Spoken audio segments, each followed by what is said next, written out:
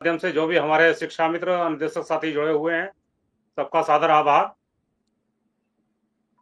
देखिए, आज जो मुख्य इस समय हमारे जो शिक्षा मित्र साथी जो अपने विद्यालय वापसी को लेके अपनी आस लगाए हुए हैं कि कब हमारी प्रक्रिया शुरू होगी, तो उसके संदर्भ में जरूर बताना चाहेंगे।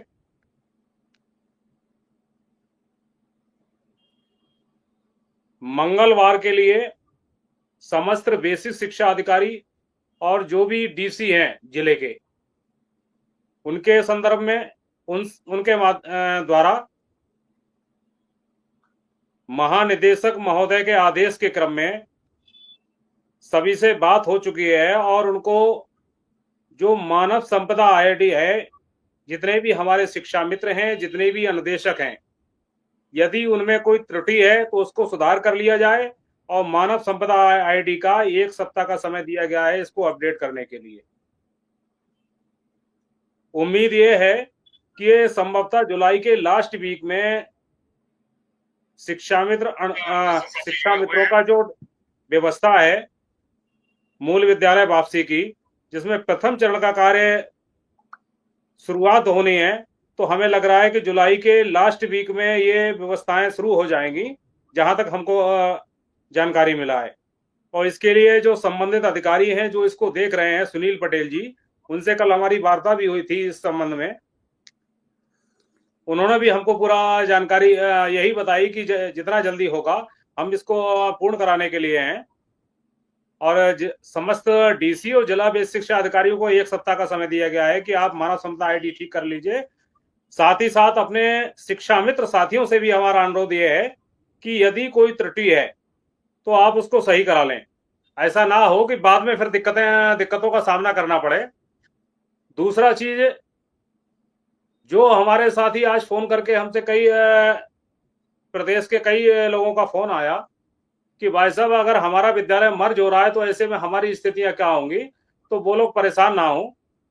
मानव संपदा आईडी इसीलिए अपडेट की जा रही है, यदि वो विद्यालय कहीं दूसरी जगह भी जा रहा है तो आपको फिर उसी पड़ोस के विद्यालय में आपको एडजस्ट किया जाएगा, ना कि ऐसा नहीं होगा कि आपको चांस ना मिले। तो इसलिए वहां आपको चिंता करने की जरूरत नहीं है, क्योंकि मर्जर की जो समस्या आज पैदा हुई है, इसको लेके अभी आपके चैनल के माध्यम से देखा, तमाम दल शिक्षक संस्थानों से जुड़े हुए जो भी हमारे प्रतिनिधि हैं वो भी लगे हुए हैं, शिक्षकों के जो संगठन हैं वो भी इसका विरोध कर रहे हैं। लेकिन अब इसमें कितनी सफलता मिलेगी कितनी नहीं मिलेगी ये तो आने वाला समय ही बताएगा। सरकार की अपनी क्या सोच है इस पे हमारी कोई टिप्पणी नहीं होगी, लेकिन इतना जरूर है कि इस मर्जर से दिक्कतें तो पैदा हो ही रही हैं। कम से कम प्रत्येक गांव के लगभग 30% ऐसे बच्चे होंगे जो विद्यालय जाने से वंचित हो जाएंगे यदि वहां मर्जर की अगर व्यवस्था की जा रही है। तो वो ऐसे जिनको कहीं दूसरी जगह जाना ही नहीं है, अगर वहां विद्यालय रहेगा तो बच्चे जाएंगे, नहीं विद्यालय होगा तो बच्चे नहीं जाएंगे। तो ऐसी स्थिति में उन बच्चों को वास्तव में दिक्कत आ जाएगी और शिक्षा की जो व्यवस्था है उससे जरूर वंचित होना पड़ेगा। अब इसमें सरकार को दोबारा से अपना विचार करें और बाकी सभी लोग प्रयास चल रहा है। हालांकि कोर्ट का आदेश पक्ष में नहीं आया, अब रीजन जो भी रहा हो, लेकिन हम तो यही कहेंगे कि इस पे हमारी जो प्रदेश सरकार है अपना विचार करे। अब उसका अपना क्या मंशा रही है या तो वही बेहतर तरीके से जान सकते हैं।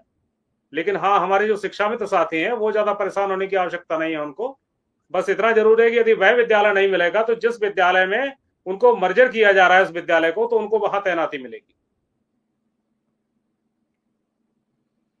बात आप ठीक कह रहे हैं कौशल जी, लेकिन सबको वहां पो तो मची है। पहले ही बेचारे मानसिक अवसाद में जी रहे थे, अब ये मर्जर में और उलझ गए हैं।